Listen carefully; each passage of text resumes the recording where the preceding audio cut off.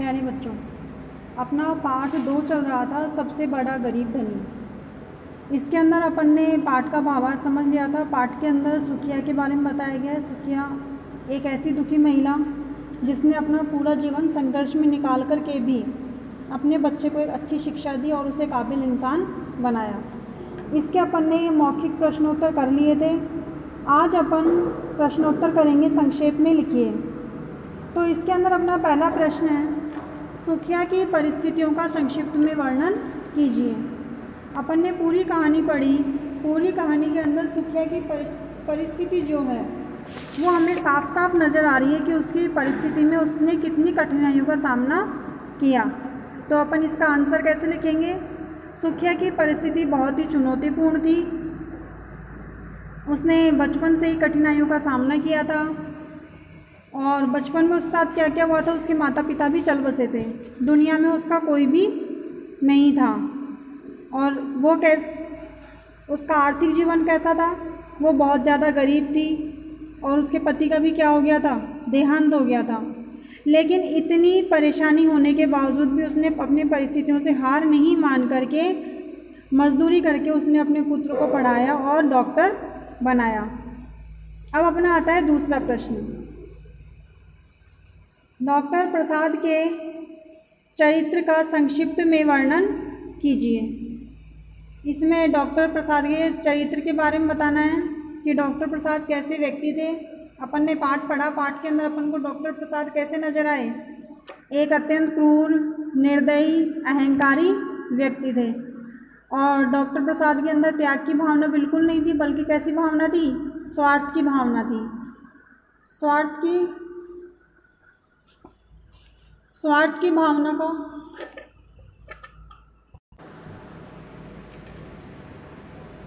भावना का पता हमें कब चलता है? जब वो सुखिया अपने बालक को लेकर के जाती है इलाज करवाने के लिए, लेकिन डॉक्टर क्या करता है? उसे मना कर देता है। इससे ही हमें क्या पता चलता है कि उसके अंदर परोपकार की कोई भावना नहीं थी, नहीं उसके अंदर किसी प्रकार की मित्रता की भावना थी और नहीं उसे अपने उत्तरदायित्व का ध्यान था।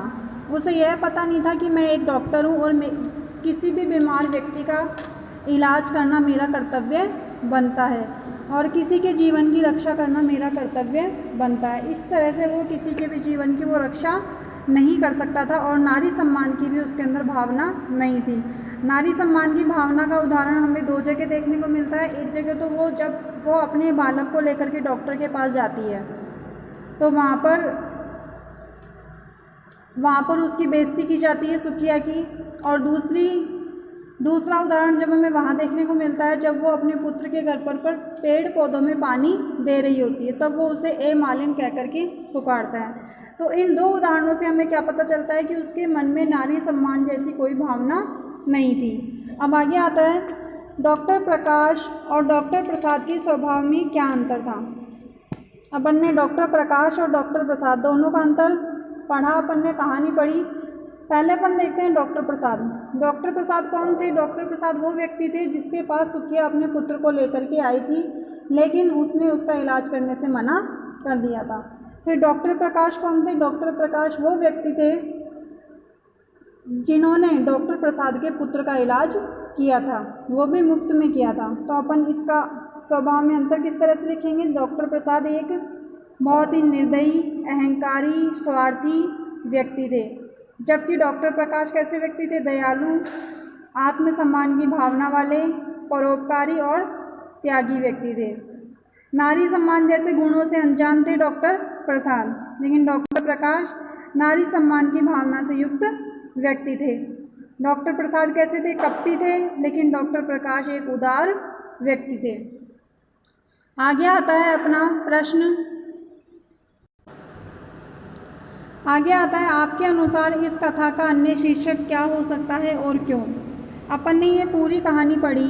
इस कहानी के अंदर डॉक्टर प्रकाश और डॉक्टर प्रसाद को गुणों को बता करके कहानी का शीर्षक लेखक ने दिया, लेकिन अपन ने पूरी कहानी पढ़ी, इसका अपन एक अन्य शीर्षक भी दे सकते हैं। यह कहानी किसके इर्द गिर्द घूमती है? यह कहानी सुखिया के इर्द गिर्द घूमती है और ये सुखिया के जीवन के बारे में बताती है। तो इस कहानी का दूसरा शीर्षक क्या हो सकता है? सुखिया। तो अपन क्या लिखेंगे, यह कहानी सुखिया के चुनौतीपूर्ण जीवन को दर्शाती है और बताती है कि कठिनाई से हार न मान करके हमें संघर्ष करना चाहिए। इस कारण से इस कहानी का अन्य शीर्षक क्या हो सकता है, सुखिया हो सकता है। आगे आता है, सुखिया के व्यक्तित्व का चित्रण कीजिए। अब अपन को बताना है सुखिया के व्यक्तित्व के बारे में, उसकी पर्सनैलिटी के बारे में कि सुखिया एक कैसी इंसान थी। तो अपन क्या बताएंगे, सुखिया एक बहुत दुखी महिला थी, ये अपन ने शुरू से पढ़ा था, और जिसे बचपन में दुखों के सिवाय कुछ नहीं मिला और दुख होने के बावजूद भी उसने अपने आत्मसम्मान की रक्षा की। आत्मसम्मान की रक्षा कैसे, वो इतनी ज़्यादा गरीब थी और उसके पति की भी मृत्यु हो गई थी, उसके बाद में भी उसके एक पुत्र था, तो उसने भीख मांग करके जीवन बिताना उचित नहीं समझ करके, बल्कि उसने मजदूरी करके अपने पुत्र को पढ़ाया और एक अच्छा इंसान बनाया और उसमें नैतिक गुणों का विकास किया। आगे आता है, सुखिया ने डॉक्टर प्रसाद से क्या विनती की और क्यों।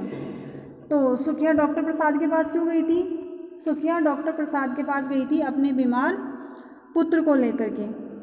तो उसने उससे क्या विनती की थी कि मेरे पुत्र को ठीक कर दीजिए, मैं आपकी पाई पाई मजदूरी करके चुका दूंगी, मैं भिखारिन नहीं हूँ। तो अपन इसका उत्तर क्या लिखेंगे, सुखिया ने डॉक्टर प्रसाद से अपने बीमार पुत्र को ठीक करने की विनती की, क्योंकि इतनी बड़ी दुनिया में उसका अपना कोई सहारा नहीं था और उसे बचाने के लिए उसके पास पैसे भी नहीं थे।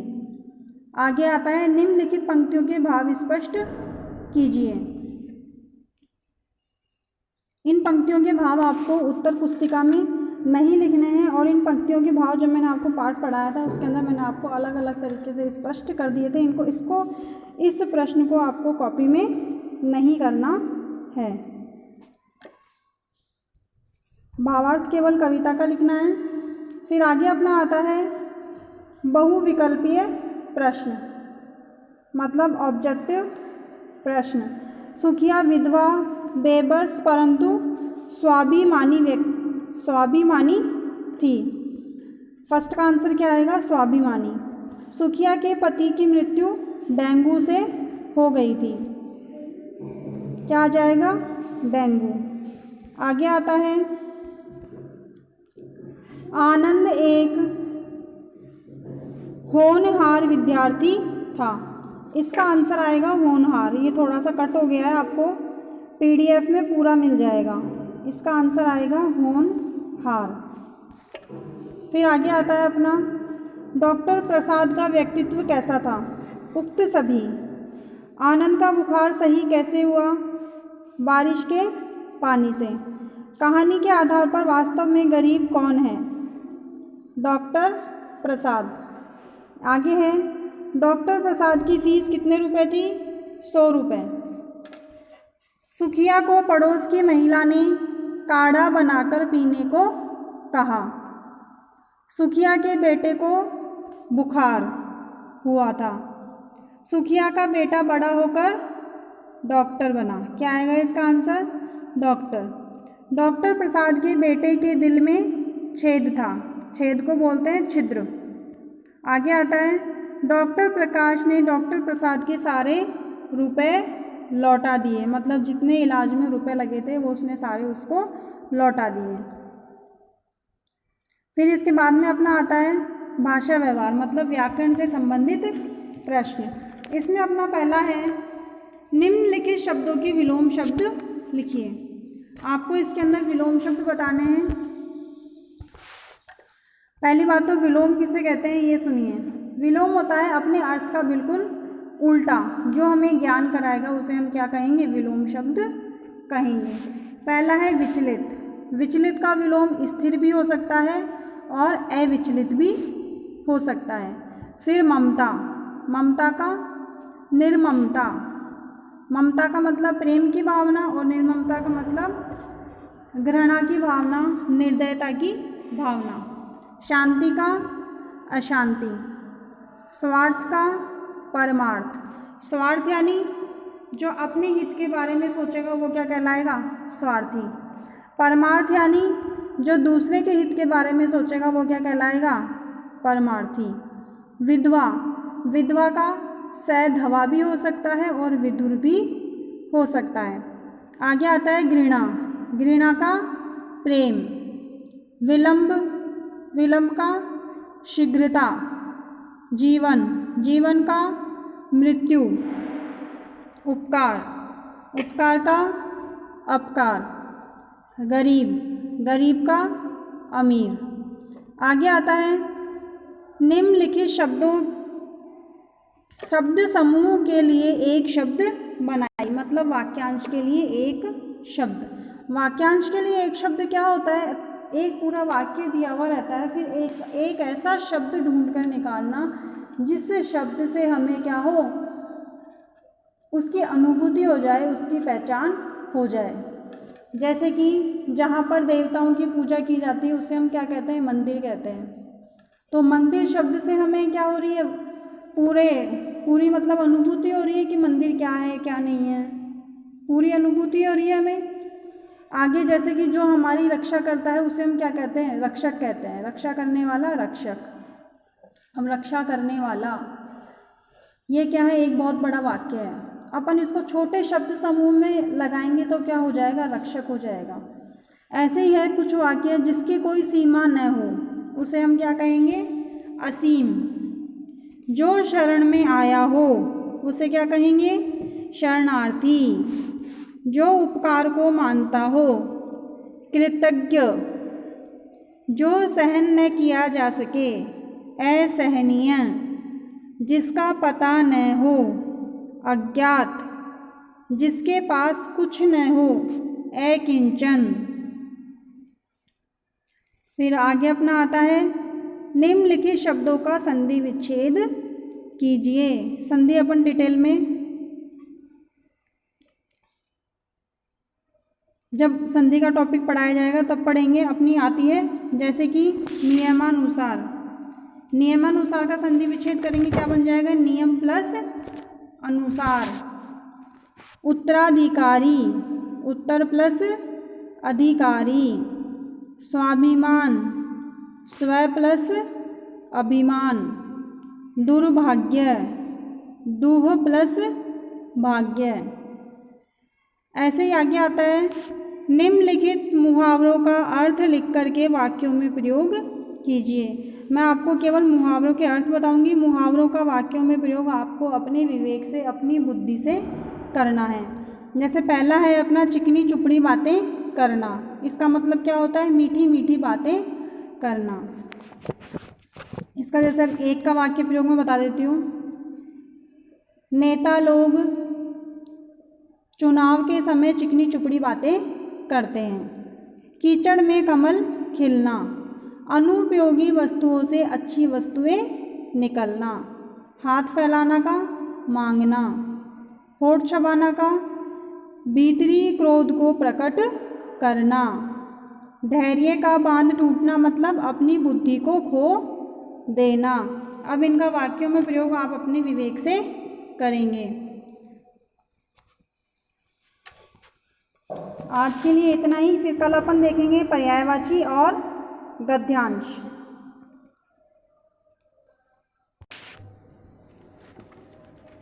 बेटा अपना पार्ट 2 चल रहा था, सबसे बड़ा गरीब धनी। इसके अंदर अपन ने प्रश्नोत्तर कर लिए थे और व्याकरण से संबंधित प्रश्न अपने चल रहे थे। व्याकरण से संबंधित प्रश्नों में अपन ने संधि पढ़ी थी, विलोम पढ़ा था और मुहावरे और वाक्यांश पढ़े थे। आज अपना आता है पर्यायवाची। पर्यायवाची मतलब समानार्थक शब्द। पहला है भेंट। भेंट का पर्यायवाची क्या होगा? उपहार, तोहफा, नजराना। नजराना एक उर्दू शब्द है। आगे आता है कमल। कमल का पर्यायवाची नीरज, जलज, पंकज। मुँह का मुख, आनंद, मुखड़ा। वर्षा का बारिश, बरसात, वृष्टि। निर्मम का क्रूर, निर्दय, भयानक। विश्वास का भरोसा, यकीन, आस्था। बचपन का बाल्यपन, छुटपन और लड़कपन। आनंद का हर्ष, सुख और प्रसन्नता। अब आगे अपना आता है अपठित गद्यांश। बेटा अपन अपठित गद्यांश हर पाठ के पीछे से पढ़ते आ रहे हैं, तो आपको अपठित गद्यांश का अर्थ समझ में आ गया होगा। तो मैं अब ये सीधे सीधे अपना गद्यांश शुरू करने जा रही हूँ, इसको ध्यान से सुनना है। पेंगुइन नामक पक्षी पृथ्वी पर नहीं बल्कि अंटार्कटिक वृत्त पर रहता है। यह उड़ता नहीं बल्कि समुद्र में गोता लगाता है। पेंगुइन जाड़े में समुद्र में जाता है। जाड़ा यानी सर्दी, जाड़ा किसे कहेंगे अपन? सर्दी को कहेंगे। किसे कहेंगे? सर्दी को। और बसंत में तट पर आ जाता है। जब सर्दी आती है तब तो वो समुद्र में चला जाता है, लेकिन जब बसंत ऋतु आती है तब वो अपने किनारे पर आ जाता है, तट पर आ जाता है। पेंगुइन बहुत अच्छे माता पिता हैं। ये सिर्फ 2 ही बच्चे रखते हैं और अपना घर जमीन पर बनाते हैं। मादा जब भोजन खोजने जाती है, मादा किसको कहेंगे? जो लेडीज़ पेंगुइन होएगी ना, महिला, उसे कहेंगे। तो नर पेंगुइन के पास अपने बच्चे को छोड़ जाती है। नर पेंगुइन किसे कहेंगे? जो जेंट्स होंगे उन्हें कहेंगे, पुरुष। ये बसंत में अपना बच्चा देते हैं। ये अपना बच्चा कौन सी ऋतु में देते हैं? बसंत ऋतु में। इनके बच्चों को गर्मी में पंख आते हैं। इनके पंख कौन से मौसम में आते हैं? गर्मी में। देखिए इसके अंदर 3 ऋतुएं बताई है। समुद्र में तो पेंगुइन जो होता है वो समुद्र में चला जाता है सर्दी के दिनों में, ठीक है। फिर बसंत ऋतु में वो तट पर आ जाता है, और बसंत ऋतु में ही क्या करते हैं? वो अपना बच्चा देते हैं। और बसंत के बाद में गर्मी की ऋतु में उनके बच्चों के पंख आ जाते हैं। फिर क्या होता है? पंख आ जाने पर पेंगुइन सर्दी में इसे समुद्र में छोड़ देते हैं। जब इनके पंख आ गए गर्मी में, तो गर्मी के बाद वर्षा ऋतु निकल जाएगी। फिर वर्षा के बाद जो सर्दी की ऋतु आएगी उसमें ये बच्चों को ले जा करके समुद्र में छोड़ देंगे। फिर आगे अब इसके प्रश्न उत्तर अपन देखते हैं। पेंगुइन कहाँ रहते हैं? कहाँ रहते हैं? इसका उत्तर आएगा अंटार्कटिक वृत्त पर। आगे है, पेंगुइन किस मौसम में समुद्र में जाते हैं? सर्दी में जाते हैं। इसका उत्तर क्या आएगा? सर्दी। पेंगुइन बहुत अच्छे माता पिता हैं क्योंकि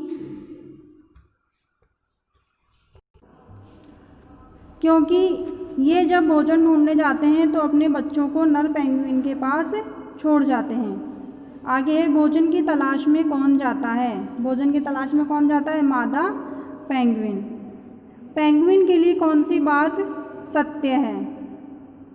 तैरना। पेंगुइन के लिए सत्य बात कौन सी है? तैरना। पेंगुइन को उड़ना नहीं आता, दौड़ना नहीं आता, तो उपरोक्त सभी तो नहीं हो सकती, क्या होगा?